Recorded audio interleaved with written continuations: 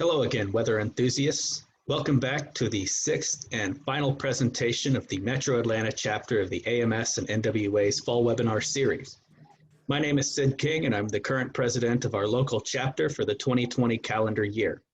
This year, it's been our privilege to launch the chapter's first ever virtual series to encourage the sharing of scientific knowledge and create educational resources that are free for everyone to use, and to do it once again this fall following the same principles. Here's a list of our speakers for the fall series. We had a great presentation by Dr. Danae Carlis, the Deputy Director of NOAA OAR/GSL last Thursday. And now we're on the last of our webinars for the year. For anyone who would like to see any of the previous 10 webinars that we hosted this year and is interested in learning more about them, the recordings have all been uploaded on the Metro Atlanta AMS and NWA YouTube channel, so you can check it out on our channel as well. I'm excited to introduce today's guest speaker, Brian McCallum. Brian is an Assistant Director of the USGS South Atlantic Water Center. Today, he's going to be giving us an introduction to a valuable resource, the USGS National Water Dashboard. If you have any questions for Brian, please feel free to type them into the chat window, and we're going to get to them at the conclusion of the talk. Are you ready for me to hand it over to you, Brian? Yes, Sid, I am. Excellent. Well, thank you, Sid, for the invitation to talk today about the new USGS National Water Dashboard.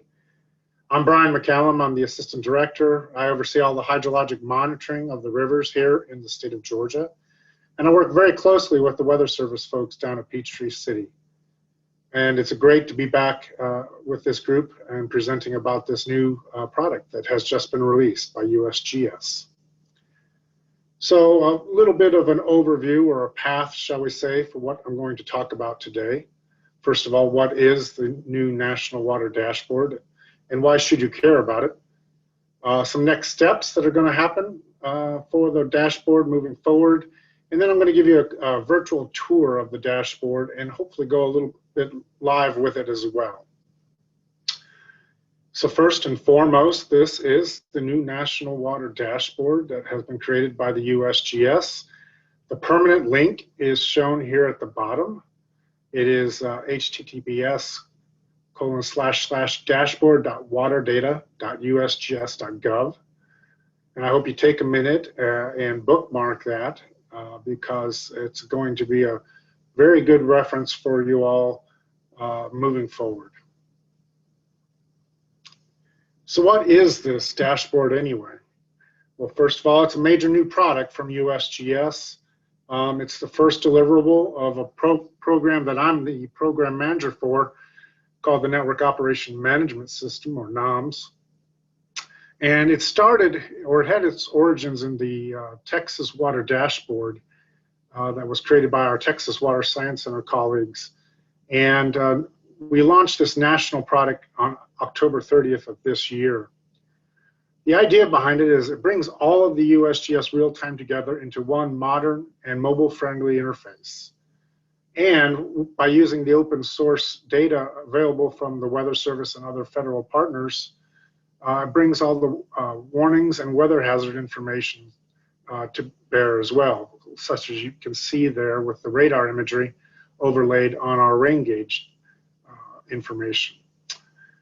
What's important is that this is going to be a central data access point for all USGS users moving forward. So you want to get familiar with this tool and know how to operate it. And that's what I'm here to help you with.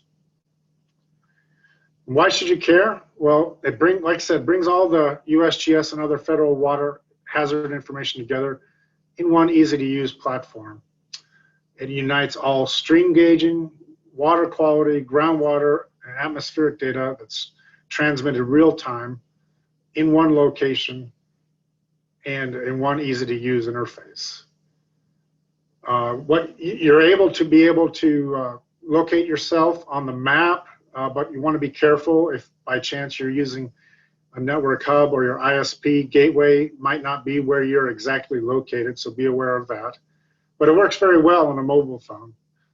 You can view by lower 48 individual states or a zoomed in view, and I'll show you how to do that here in a minute. It'll provide real-time statistics on certain layers of our dashboard.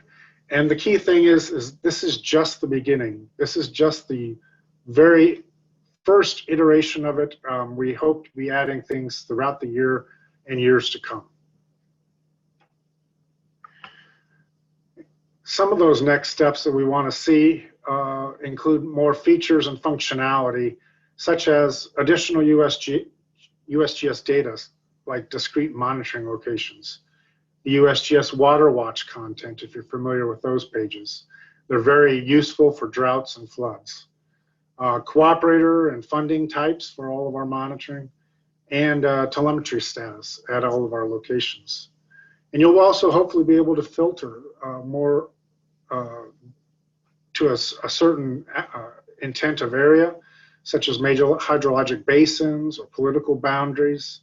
And we also want to continue to pull in new information from other sources, such as the site-specific river forecasts from Weather Service, wildfire information from out west in particular, and other key federal partner information. And the most important thing about all of this is we want your feedback about improvements to the National Water Dashboard. And I'll show you how to do that here in just a second. So this is going to be a virtual tour of the dashboard, and I'm just going to do a quick highlight of certain things. First of all, right now we have an experimental tag up in the upper left corner, and that experimental tag is just to kind of cover ourselves as we roll this out from a state base to a national product, making sure we have the server connections robust enough, and making sure that we're capturing the intent of the data from across the country instead of just in the state of Texas. So that tag will be there for a few more months until things get firmed up. In the upper left corner there is a quick toolbar. You can zoom or zoom out. The house icon will get you back to this default view that you select. And that little arrow, that's the third square down, that if you click there, that'll actually zoom to your location. So that's very helpful to know right up front. The legalese is all down here in the lower left corner. And then the main parts are here in the upper right. And first is the overview, where it just gives you a quick explanation of what the dashboard is and talks about our provisional data statement. The next is the layers, and this is the one that's showing right now. And for example, this is showing the USGS data layers, and I have the active layer as the streams layer, and it's showing that we have one layer currently active. And if you continue down the screen, that number to the right of the streams is the number of stations that is currently being shown on the dashboard. That number will fluctuate. We're only showing the stations that are transmitting and have transmitted within the last 4 hours. So if something is down, it might not temporarily show up on the dashboard. This next part down is the different layers that fit under the stream category or theme, and you can either do a pull down menu in the white, or the two arrows let you cycle through each of the different layers, and I'll show you how that works in a minute. Continuing down, that on or off is how to turn on or off that entire layer, and that slider bar is the opacity of that particular layer that you're looking at. And then to close this particular theme out, this one has a streamflow summary of statistics, so it'll give you a breakdown of the various flow regimes for streamflow at this particular view.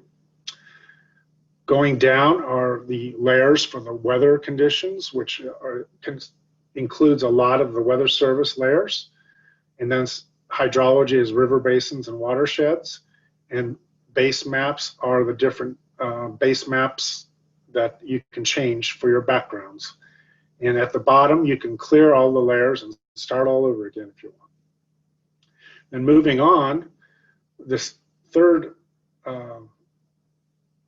layer over is the legend. And again, that shows you how many layers are active or legends are active, and it's showing 2 there at the top. And it gives you what the color codes mean that are being shown on the map, and then talks a little bit about how to interpret this information, where it's from, and some tips on how to use it and how to access it. And when you're done with that layer or legend, if you want to close it, you can just close there at that circle with the X in it.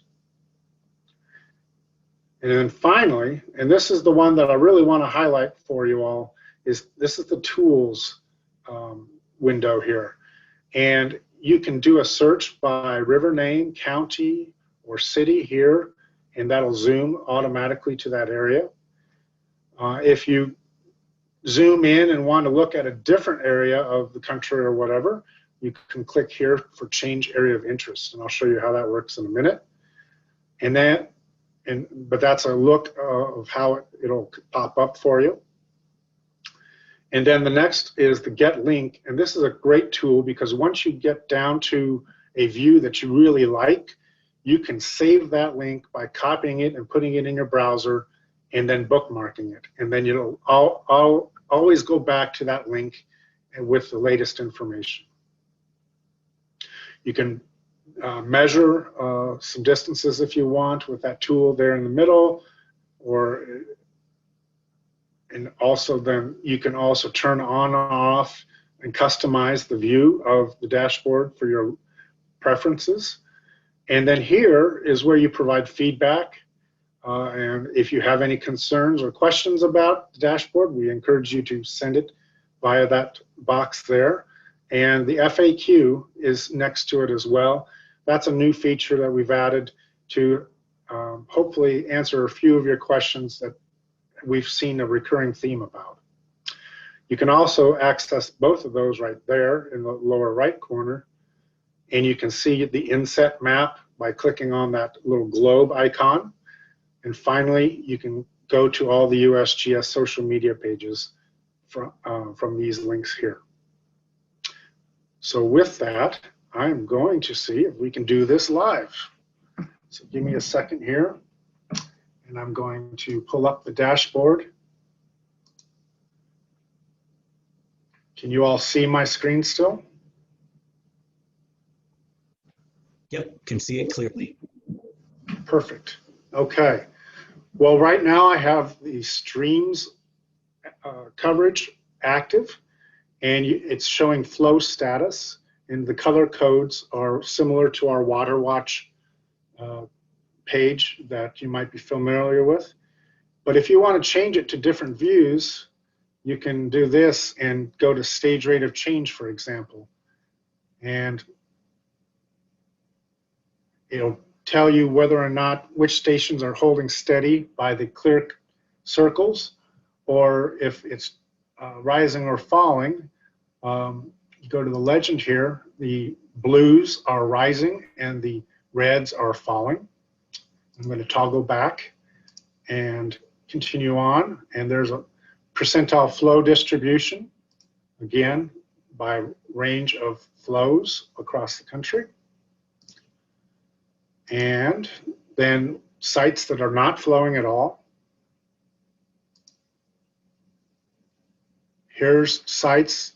I like to call this one flood status or NWS flood status, but these are referenced to the different flood categories that the Weather Service has.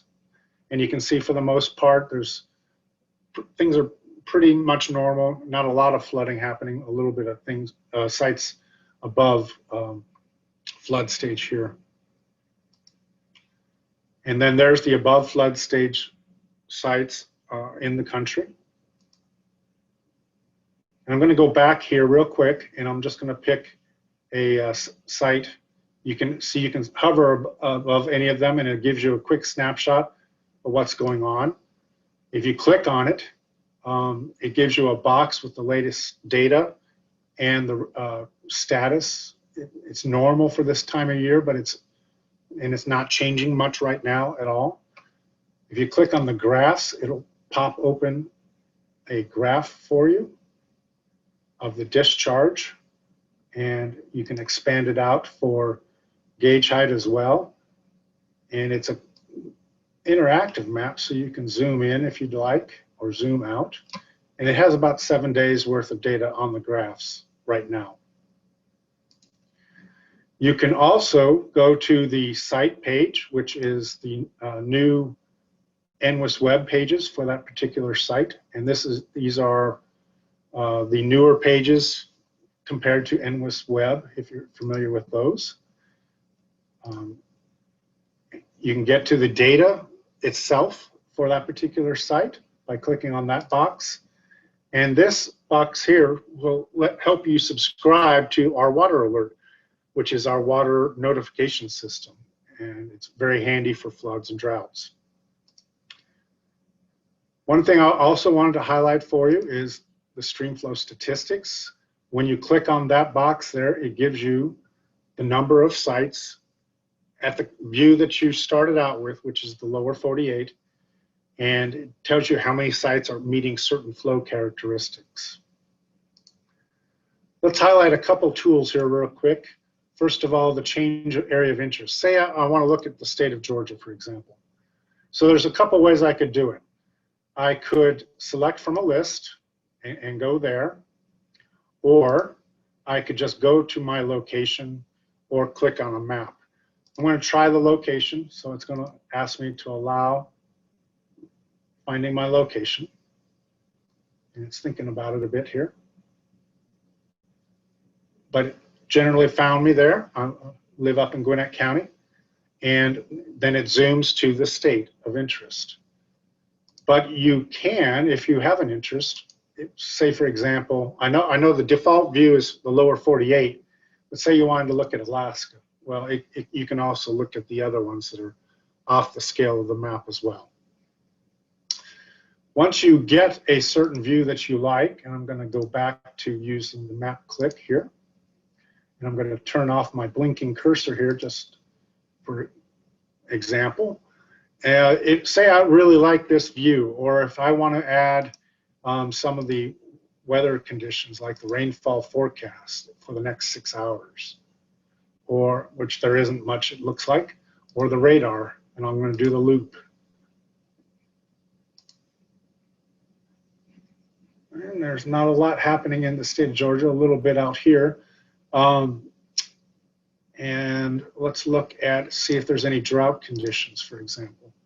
You can see a little bit of a drought from the National Drought Mitigation Center here.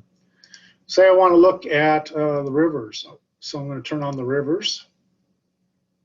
And I'm going to highlight the watersheds here in Georgia. And I'll even throw in some aquifers. How about that? So it's very powerful, and you can really build a view that you like.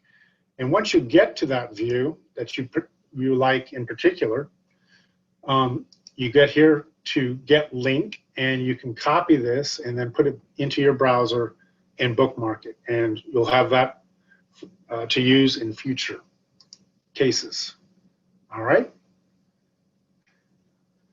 Here's our feedback button. So I encourage you, if you have any questions or comments, please use it. Here's a frequently asked questions about the dashboard and a little bit about USGS data in general. And with that, I'm going to stop, I think. Well, let me do this one last thing here, the search. So let's put in Atlanta, Georgia here. And it'll allow you to pick different areas of Atlanta, and it'll zoom in for you so you can get the nearest monitoring locations close by. So with that, I'm going to go back to my PowerPoint real quick.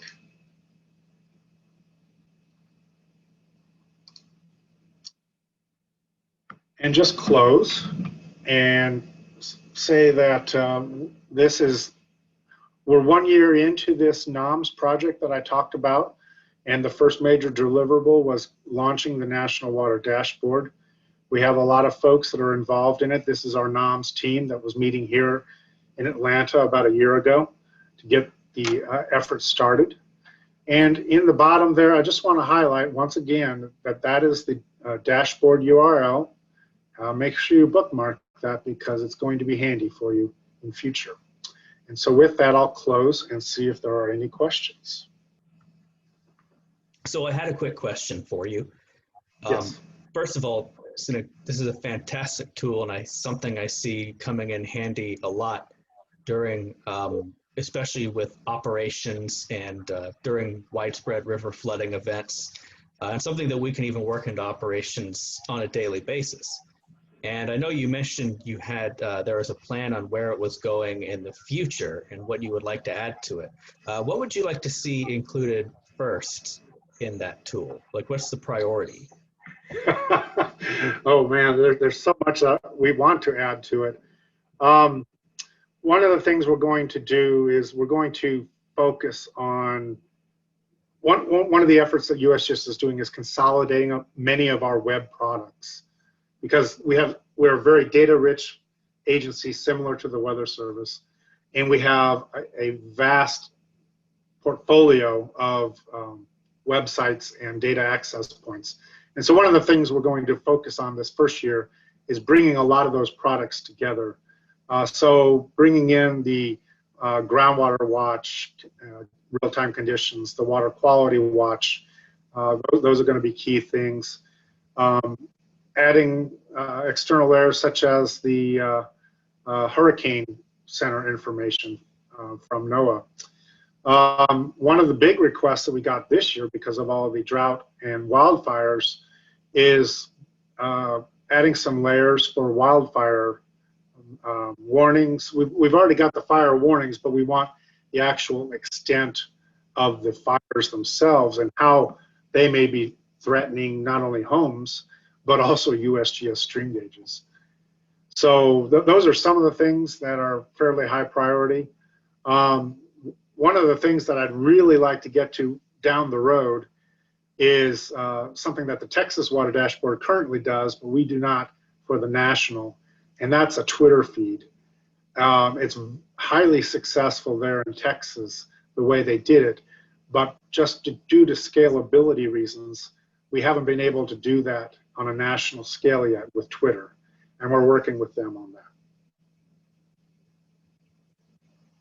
Very good. So with all these factors, whether it be the NHC information, wildfire information, then it could even serve as almost a one-stop shop for a situational awareness display for any kind of weather condition, even on top of the USGS gauges. Yeah, exactly. And we hope that it's also kind of a, like you said, a one-stop shop to get to all of our data in one form or another. You might not have real-time data, but we could point you to, say, the non-real-time discrete sample data, for example, so that we'll be adding this information as the time goes on. Good. Excellent. Thank you again, Brian. As I mentioned earlier, this is the final presentation of our fall series for the year of 2020. I'd like to take a minute to thank all the speakers we had over the last couple of months, everyone listed here on this slide, and for all of you who attended to be part of it. Over the years, our chapter has hosted a variety of events with the purpose of building a community of meteorologists and weather enthusiasts from all backgrounds to collaborate and share their knowledge and perspective with each other. And as always, I'd like to take a moment to thank our officer team, Steve Gregg, Brad Rubin, and Sarah Tonks for all the diligent work they've done to help make this series a reality and keep it going for as long as it has. Here's a list of all the different ways that you can connect with and follow our chapter over various media. If you'd like to learn more, please feel free to check out each of these links and reach out to us. And that concludes today's presentation. On behalf of all of us in the Metro Atlanta AMS and NWA, we'd like to thank you for your attention and for joining us throughout our whole webinar series. We hope you all have a great week and a very happy holiday season.